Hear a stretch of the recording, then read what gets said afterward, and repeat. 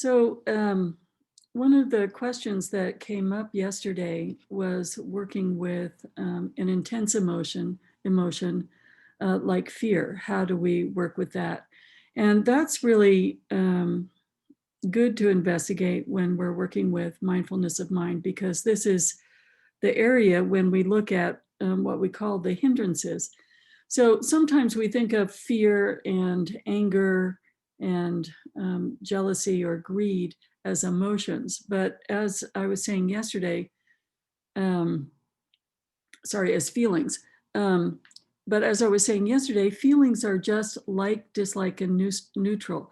These big emotions that we have are the feeling combined with a huge story. So we have built and produced our own movie. It could be like, one of those movies that has 30 or 40 sequels. It can get bigger and bigger and bigger in our minds. So it has all kinds of thoughts. And so when we look at experiencing the mind, we're applying that aspect of awareness that looks at, and in the sutra we just read, we're working with the inquiry about all of those different kinds of thoughts. We're able to see their different categories. We're able to see the difference between the feeling and one of these gigantic emotions. And if you think about it, fear has a lot to do with planning for the future. So it's definitely not in the present moment. It's looking at the future, and it's approaching the future vacillating between hope and fear. I hope it's this way. I don't want it to be this way. So it's going back to those root ignorance of grasping towards something we want and having deep aversion or wanting to push away something that we don't want. And so it's can be very, very primal. And um, so I thought it would be a good time to talk about when we see some of these very, very primal things arising in our minds, and looking at how Tonglen can be an antidote for that. And we begin in the way that Tonglen begins. So when something erupts like a volcano that feels quite primal, and primal in the sense of it's huge and it's exploding, we approach it with unconditional love. So that flash of bodhicitta is really, really important. And in terms of our theme of embracing it, we approach it with, oh my goodness, this is an extraordinary moment to be able to face this. And I found a lovely quote by Khenpo Sultram Gyatso: anything that comes up is a friend of prajna, a catalyst in development of vital knowledge. So that's a way of beginning to welcome some of these very, very difficult things. Anything that comes up is a friend of my wisdom. If I really work with this, my wisdom is going to increase gigantically. So although it seems counterintuitive, we start to set our mind in the direction of unconditional love first, and then welcoming second. And the unconditional love, we can say words like that, but this is something that we also have to develop over time. That quality that we would give one of our children, one of our grandchildren, some dear old friend, whatever they say to us, whatever they're able to bring to us, even if it's what is their most shameful secret, we would sit them down at the table and pour a cup of tea and be totally receptive to what they're saying.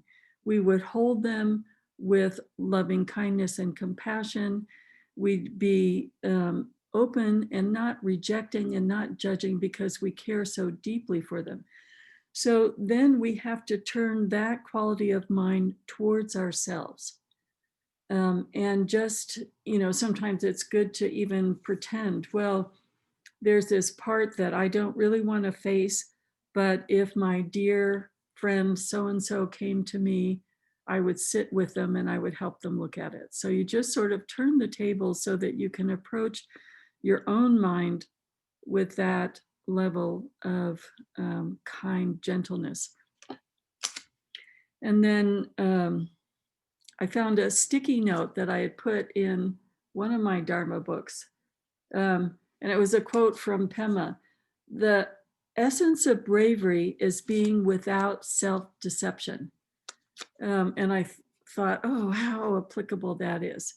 So when we look at our minds and when we calm our minds and when we practice shamatha, one of the things I found so interesting about studying with her is she immediately paired that with a way of approaching our minds, not only with this friendliness, but with some sense of loving kindness and the understanding that when you see yourself, you're not exactly going to like everything that you see. And that we want to see ourselves without any self-deception because we want to bring up these habitual patterns of mind that are painful to us and painful to others, and we want to be able to work with them, but we don't really want to see them. We want to turn away from them. Our habit is to pretend they don't exist, or when we do start to see them, to just do anything to avoid it, to like eat something, turn on the TV, open a book, anything so that we don't have to face this very human aspect of ourselves that is unpleasant. So her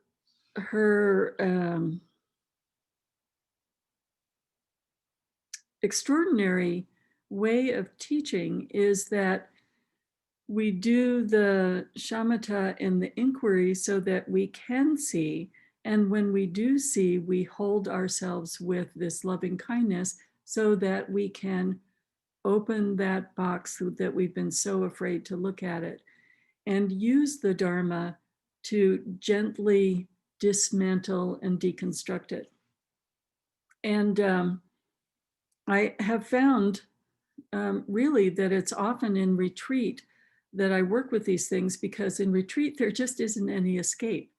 You've made a commitment, sometimes to the monastery that you're just going to stay in that room. And especially if I'm in India, there isn't any TV to turn on. There isn't any book in English. There's just me and the mind, and I can't get away from it.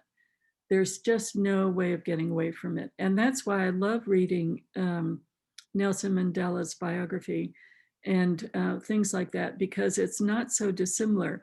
There's no escape from one's mind. And so in that moment, you have a choice of really, you have to face what's going on, or the torture is just so unbearable. If you follow the torture, it's like going crazy. And Nelson Mandela's biography, he said that if he couldn't deal with the hatred he felt, that he would go crazy being in that, so horribly unjust situation. And everybody faces different kinds of things at some point in their life. And the idea that it's a friend de prajna is a whole different attitude towards it. So let's look at this moment. So here we are. Something is so primarily present. It could be hatred, it could be fear, it could be anger, it could be jealousy, it could be facing death. There's so many different things that life brings to us. It could be a wound that's so deep that you don't know how to work with it.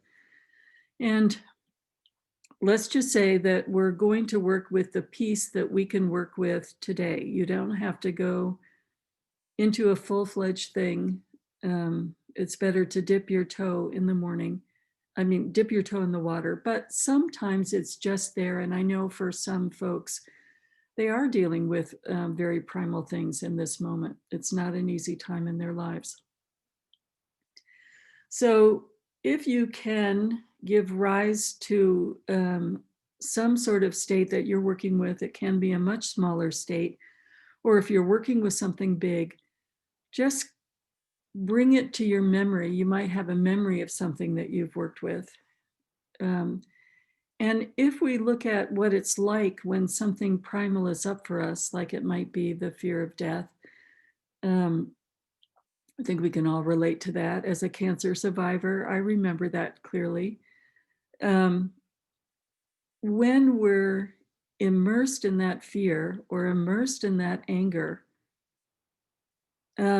what's really interesting about it is how narrow your mind is, right? And what's actually really interesting is sometimes in the shamatha practice, we see that our mind is jumping around so much. But when you're caught up in the primal aspect, it can be that you're actually approaching a level of concentration because your mind is focused on just that one thing. So many of the teachers say that when we're in the heat of fear or the heat of anger, there is an incredible clarity because your mind has narrowed down to this one thing. Now, it is true that you have to keep hitting the refresh button. We know that thoughts are impermanent. So we're not seeing their impermanence in the moment. We're very quickly hitting refresh, refresh, refresh, so that we keep triggering this very, very strong emotion. So it's interesting to say, okay, one approach is to really look at that and see, is there an aspect of concentration here? And is there an aspect of clarity here? I'm so focused on the fear or I'm so focused on the anger that I don't see the clarity and I don't see the single pointed concentration because I'm locked in to one tiny part of the story. But if we work with that inquiry, we can see, oh, I see what I'm doing. I see that I'm hitting refresh over and over and over again. I see how focused I am. And I actually see the clarity of that focus. In the clarity of that focus and in the clarity of being locked into the fear or the anger, I think I'm more familiar with anger, so I'll refer to them both. Then if we investigate that, what's really interesting is really loud and clear, we are seeing I. It is so self-absorbed. You know, we joke around, you know, it's all about me. But in that moment, it is all about me. I am feeling this. It is I. And yesterday or the day before, we were playing with seeing resistance as the I and sort of touching that self-absorption a little more gently. But here it's like there's nothing but I. I am afraid of this. I am angry about this. There's almost not even a crack of light in the eye. So here we are faced with the biggest difficulty, the biggest aspect of our ignorance, and we can actually see it absolutely plainly. This is the I. And all of our practice is about being able to see it and being able to see that it's illusory. So we can say, oh my goodness, this is a friend of prajna because here I am facing the I aspect directly. So how is Tonglen an immediate antidote? We may not have the the distance to get out of the I-ness of being in that state. So, or to see the clarity of that state right in this particular moment. So Tonglen can be a really important antidote when we apply it to this kind of a moment. So what we can do is we can say, at this moment, all over the planet, there are many, many, many beings also locked in to an intensity of torturous pain with this emotion. The story may be different. I may be angry about one thing, somebody else might be angry about one thing. I may be afraid about one thing, somebody else might be afraid about another thing. But in this moment, the human quality is that this torturous, painful feeling is the same, even if the story about it is different. So we can immediately dedicate and say, I know that normally in this kind of a moment, I will do anything not to look at it. But for the benefit of all the human beings who, like me, and are tortured with this extreme emotion and pain, I'm going to not turn away. I'm going to stay with this emotion. I'm going to use the Dharma to make it a friend of my prajna. I'm going to use the Dharma to find some wisdom in this painful moment. And so not only are we committing to staying and seeing what this actually is in our mind, but we're saying, for the benefit of all beings, I take on this moment in time. I take on the torturous pain that our humanness offers. So I breathe in this pain, and it's not taking on any more pain. It's simply linking to all the beings around the world who are feeling the same pain at this moment and saying, for us, this time I'm not going to turn away, and this time I'm not going to hit refresh. I'm just going to look right at this. So you can see that immediately it shifts it from an I to a we. And that's so important because that locked in quality is the locked in ignorance maintaining itself.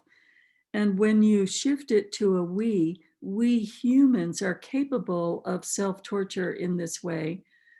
I can breathe in and link with everyone in this moment who are feeling this. Then there is a softening of that inescapable isolation of the moment. So breathing in the we of the humanness and exhaling, knowing how much you want release, and exhaling to others some spontaneous aspect of openness or freshness that you give to yourself and all others. Just saying, in this moment, if I could open the door and a summer breeze of fresh air could come in, and that would be comforting to me in this moment, or sunlight would be comforting to me in this moment, and I send it to all of us. So it, in the we-ness of it, it simply calms the tension down. And you can see that when you're locked in the emotion, it's really hard to breathe naturally.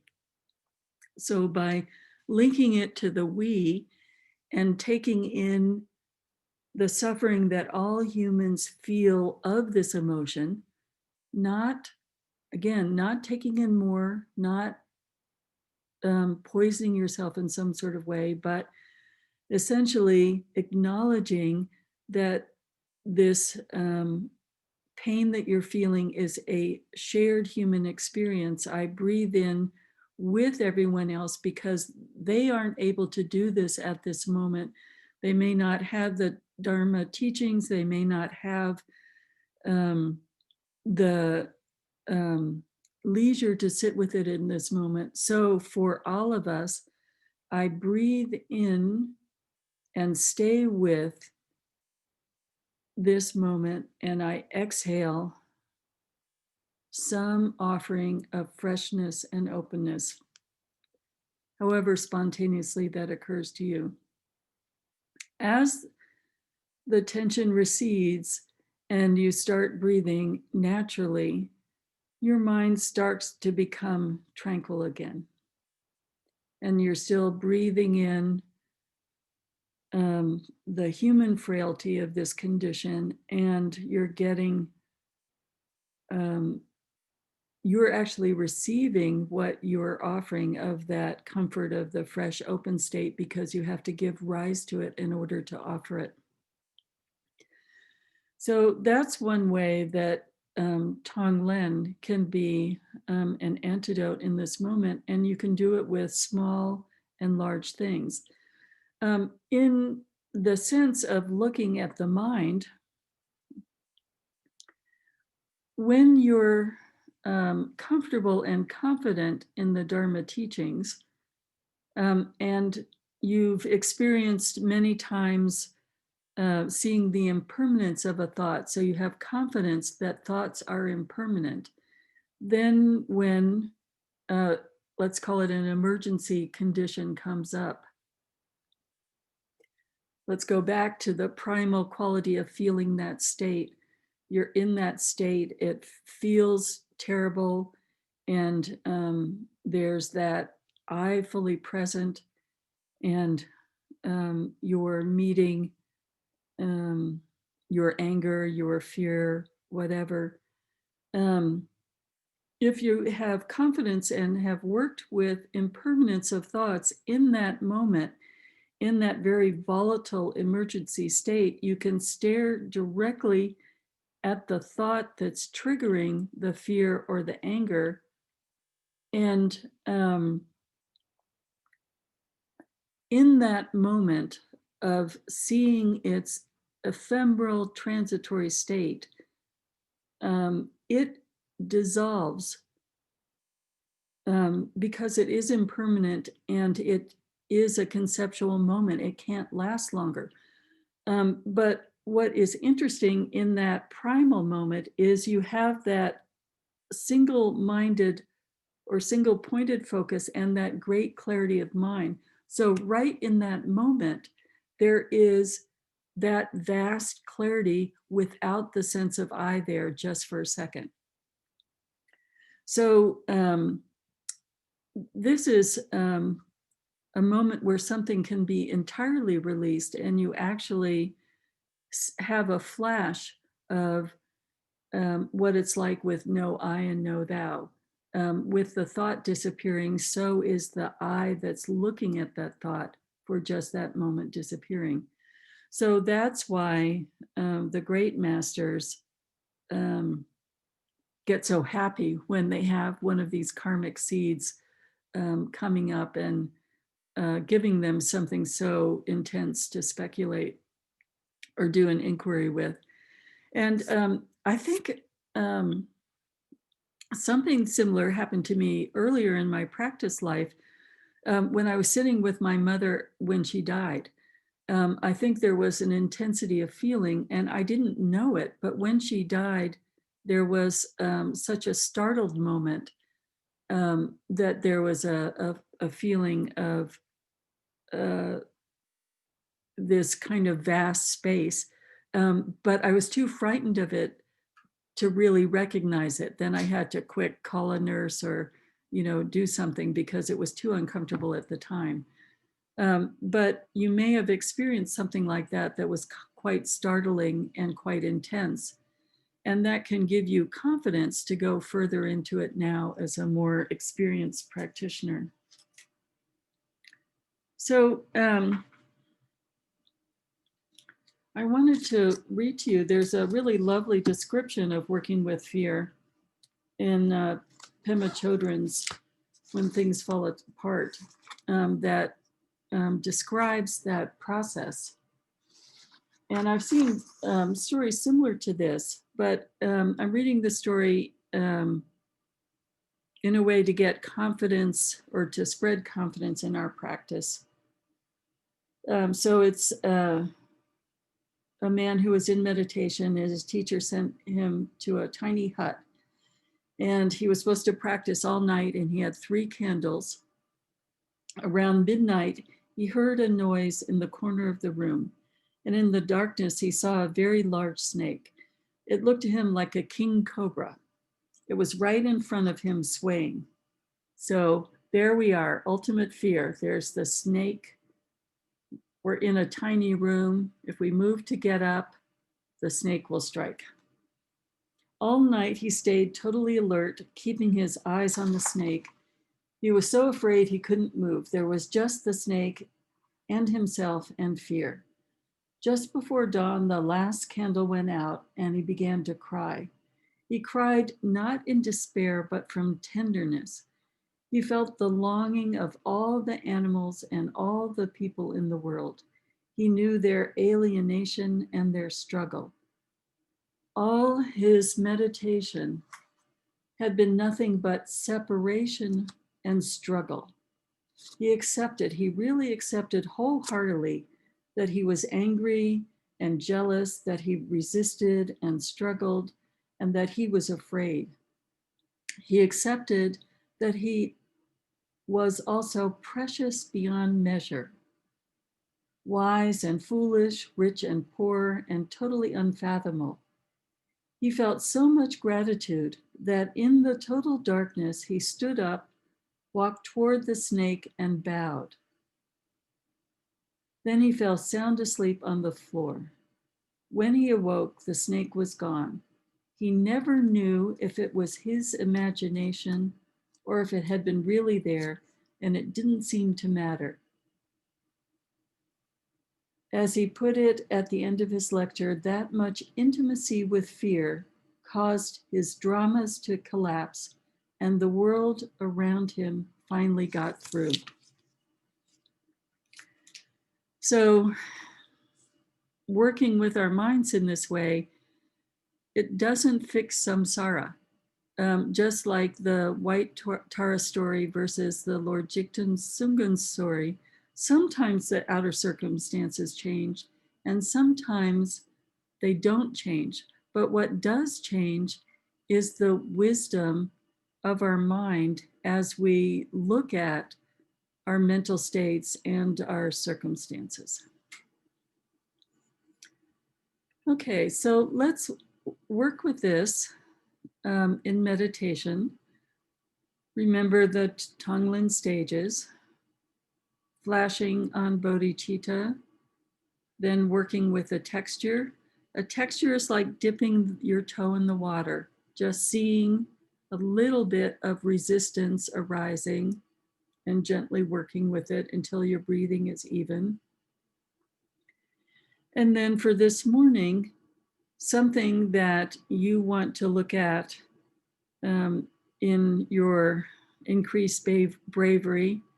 It could be just like the last time you snapped at someone in your family or someone in your community and you go, oh, I just can't bear that after all these years of practice, I'm still so irritable.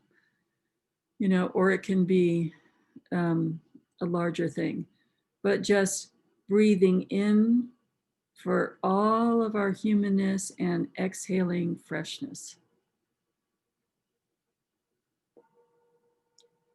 Let's flash on the bodhicitta.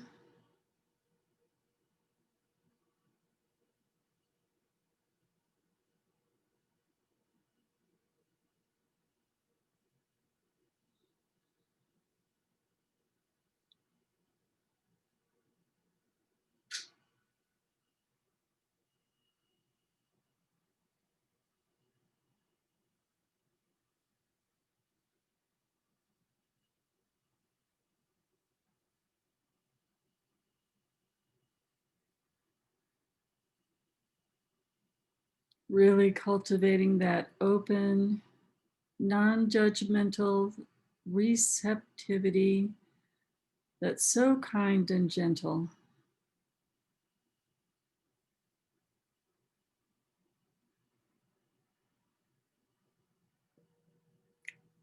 Then working with a texture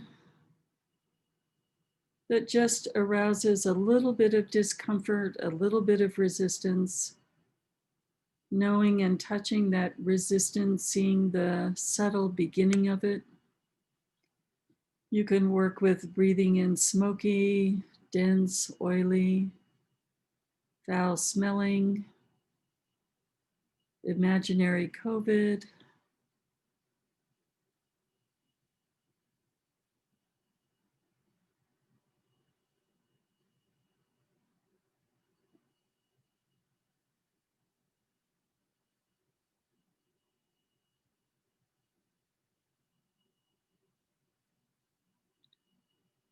And just continue with that until your breathing is even and natural. You're breathing in something that causes the resistance to arise, and you're breathing out freshness in some form.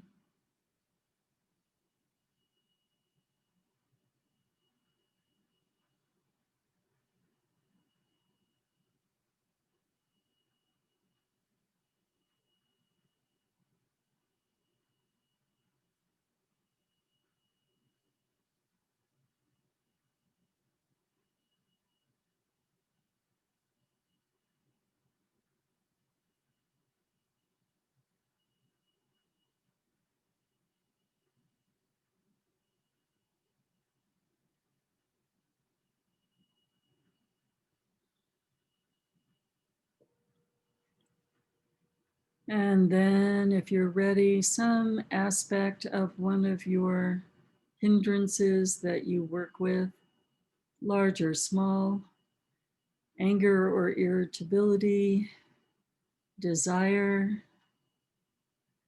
wanting that cup of coffee, wanting comfort, wanting safety, that wanting to zone out.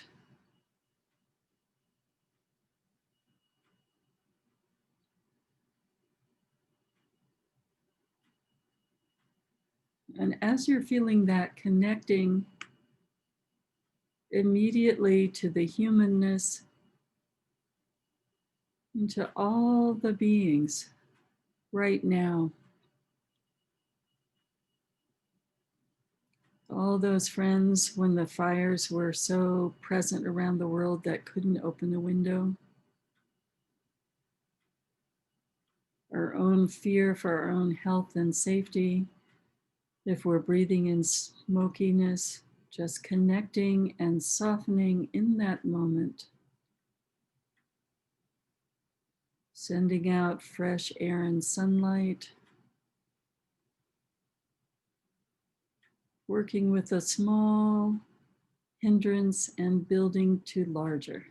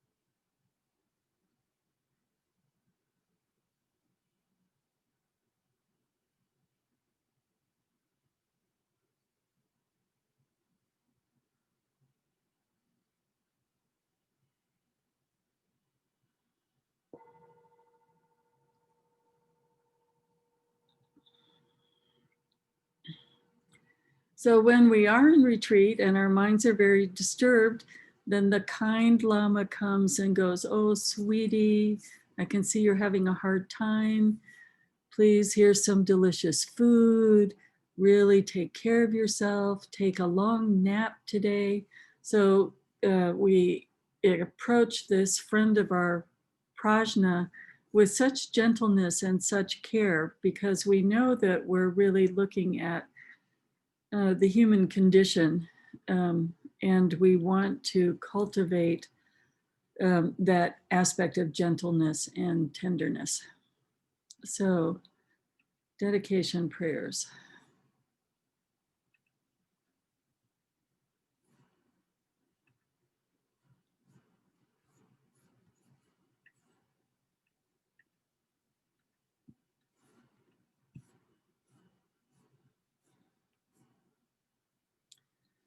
Dorje Chang, Talopa Naropa, Marpa Milarepa, Dharma Lord Gampopa, Pegmo Drupa, and Lord Drikungpa, please bestow upon us the most auspicious blessing of all the Kagyu Lamas. By this virtue, may I achieve omniscience, and may all who travel on the stormy waves of birth, old age, sickness, and death cross the ocean of samsara by defeating all enemies, confusion, the cause of suffering. Bodhicitta, the excellent and precious mind, where it is unborn, may it arise. Where it is born, may it not decline, but ever increase higher and higher. I pray that the Lama may have good health. I pray that the Lama may have long life. I pray that your Dharma activities spread far and wide. I pray that I may not be separated from you. As Manjushri, the warrior, realized the ultimate state, and as did Samantabhadra, I will follow in their path and fully dedicate all the merit for all sentient beings. By the blessing of the Buddha who attained the three kayas, by the blessing of the truth of the unchanging Dharma as such, by the blessing of the indivisible Sangha order, may the merit I share bear fruit. By the virtues collected in the three times by myself and all beings in samsara and nirvana, and by the innate root of virtue, may I and all sentient beings quickly attain unsurpassed, perfect, complete, precious enlightenment. May the teachings of the great Drikungpa Ratnashri, who is omniscient, Lord of the Dharma, master of interdependence, continue and increase through study, practice, contemplation, and meditation until the end of samsara. So have a good lunch. It's a bright sunny day, so if you can take a walk outside and just go from this sort of small room to the big sky, it's another example of that release. Just look at that moment you walk out the door and all of a sudden your mind takes in the bigness of the sky. And so we meet again at 4.